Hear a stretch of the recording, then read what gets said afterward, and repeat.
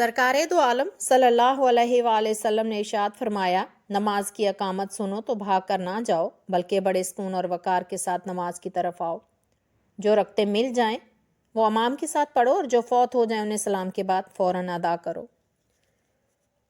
अल्लाह ताला की इंसान पर बेशुमार नेमतें हैं जिनका शुक्रिया अदा करना उस पर लाजम है, लिहाजा ये इबादत उसकी नेमतों का शुक्र अदा करने का सबब और ज़रिया भी हैं। और जब इंसान अल्लाह ताला की नेमतों का शुक्र अदा करता है तो वो अपनी मज़ीद नवाज़िशात से नवाजता है, और इस मकसद के हसूल के लिए अल्लाह ताला ने कुछ अय्याम मुख्तस फरमा दिए हैं जिनमें उसकी ख़ास रहमतों का नज़ूल होता है और गुनाहगारों के गुनाहों को बख्श दिया जाता है। मसलन शब मेराज, जिसमें अल्लाह ताला ने अपने महबूब सल्लल्लाहु अलैहि वसल्लम को और बेशुमार नवाज़िशात से नवाजा।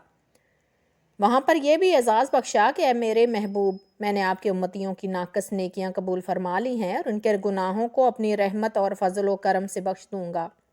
और इसी तरह लैलुल कदर अता फरमाई, जिस एक रात की इबादत का सवाब 1000 महीनों की इबादत से ज़्यादा है।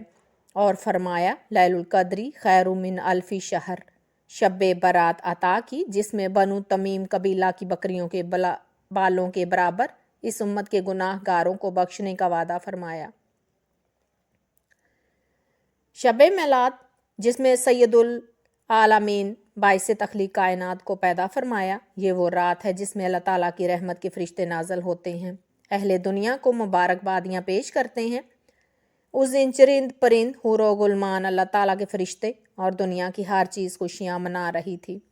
अगर कोई नाखुश था वो शैतान लईन था और मारा मारा फिरता था, खाक उठाकर अपने सर में डालता और वावेला करता था। हजूर अकरम सल्लल्लाहु अलैहि वसल्लम की पैदाइश की खुशी जिसने मनाई वो महरूम ना रहा, बल्कि उसे भी इनाम और इकराम से नवाजा गया, अगरचे वो काफर ही था। जैसे मशहूर है कि अबू लहब, जो आपका शदीद तरीन दुश्मन और मुखालिफ था, जिसकी मजम्मत में पूरी सूरत नाजल हुई, उसे भी कब्र में सोमवार के दिन उसकी एक उंगली में, जो उसने मोहम्मद बिन अब्दुल्ला की पैदाइश की खुशी में उठाकर अपनी लौंडी सोबिया को आज़ाद किया था, पानी जारी कर दिया जाता है।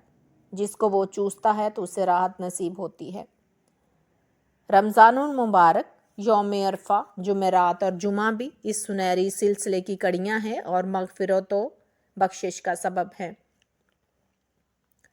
साबका उम्मतियों के लिए भी हफ्ता में एक दिन इबादत, मनाजात और रियाजियात के लिए मुकर्रर किया जाता था, जिसमें वो अपने रब का जिक्र करते और अपने गुनाहों की बख्शिश व मगफिरत के लिए इल्तिजाएं करते तो उनके गुनाह माफ़ कर दिए जाते।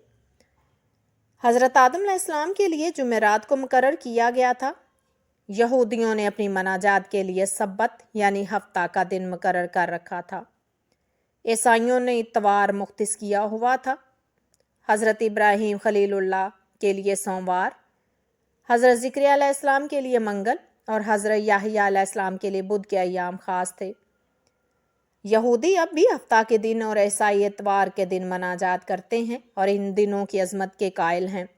और जब भी यहूदियों ने इस दिन की अजमत का ख्याल ना रखा तो उन पर खुदाई अजाब नाजल हुआ और उनकी शक्लें बिगड़ गईं और वो बंदर बन गए, या उनके अंदर बंदरों जैसी आदत पैदा हो गई और इन पर जिल्लत व मस्कनत मुसल्लत कर दी गई।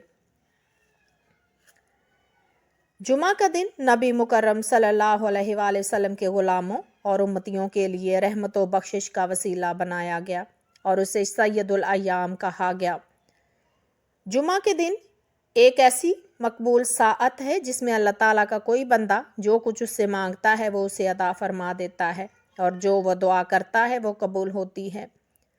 जुमा के दिन जो साअत मकबूल है उसके मुतल्लिक़ मुतअद्दिद अक़वाल हैं, मगर इनमें से दो कौल ज़्यादा काबिल एतमाद हैं। बाज़ उलमा का ख्याल है कि वो मकबूल साअत उस वक़्त शुरू होती है जब इमाम खुतबा के लिए मंबर पर तशरीफ़ फरमा होता है और उसके नमाज से फ़ारिग होने तक बात की रहती है, और बाज़ का ख्याल है वो मकबूल साअत असर की नमाज के बाद शुरू होती है और ग़रूब आफ्ताब तक जारी रहती है। हज़रत फ़ातिमा ज़हरा रज़ी अल्लाह ताला अन्हा के नज़दीक यही कौल मोतबर है, इसलिए आपने एक ग़ुलाम मुकर्रर कर रखा था कि वो जुमा के दिन उस आखिरी साथ से आपको आगाह करे। चनाचे जब वो आपको आकर आगाह करता तो आप सारे काम काज छोड़ देती और दुआ करने में मसरूफ़ हो जाती। اسی لیے جب اللہ تعالیٰ نے حضرت موسیٰ علیہ السلام کے سامنے جمعہ کے دن کی عظمت ظاہر فرمائی تو انہوں نے التجا کی کہ یہ دن انہیں عطا فرمایا جائے۔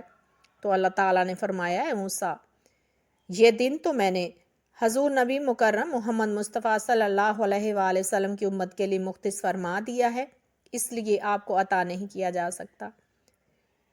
حضور علیہ الصلوۃ والسلام نے ارشاد فرمایا کہ ہفتے کے ایام میں سے جمعہ کا دن افضل ہے، اسی لیے اسے سید الایام کہا جاتا ہے۔